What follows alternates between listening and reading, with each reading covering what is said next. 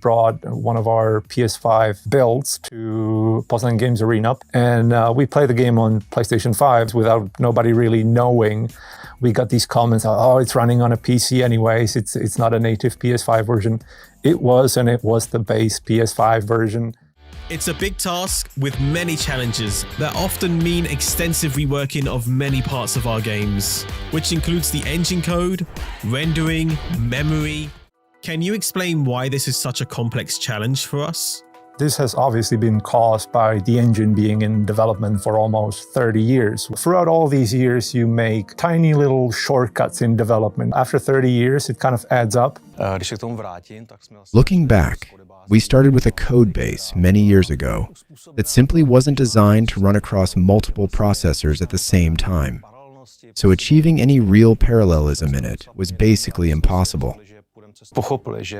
We realized that our technical debt had grown so massive that we were facing with two possible routes: either completely rewrite everything from scratch, or try to move forward through smaller, incremental changes.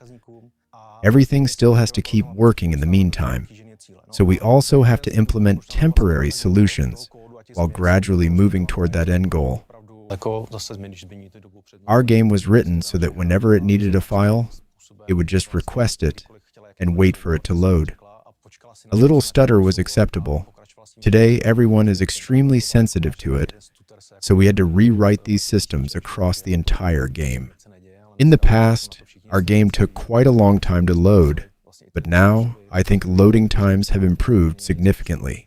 But in the past couple of months, or maybe a year or two, and the upcoming several months, we will be rolling out updates on several fronts of the game, touching on UI, UX, like screen flow, cleaning up a lot of the interface, making it a bit more modern, modular. And obviously there's things that we have not announced yet. And one of them, the big one, the big secret that we are not quite ready to reveal yet, will be in regards to audio, or the audio experience. So stay tuned for that.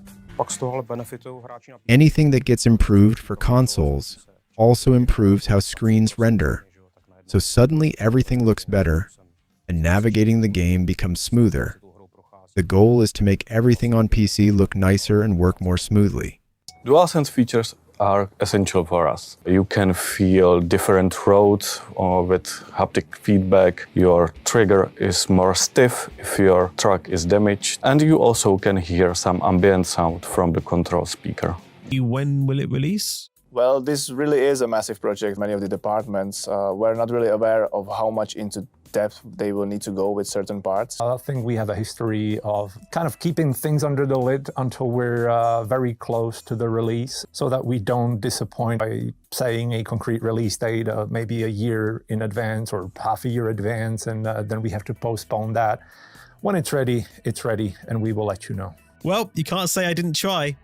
How often can players expect updates? That depends on the progress, really. You know, we have to wait for these, for our colleagues to be done with something that can be presented, and in what forms they can expect our communication, videos, images, maybe even gameplay streams, and also I think that we will be coming to more of the physical events at Gamescom maybe, or PGA this year as well.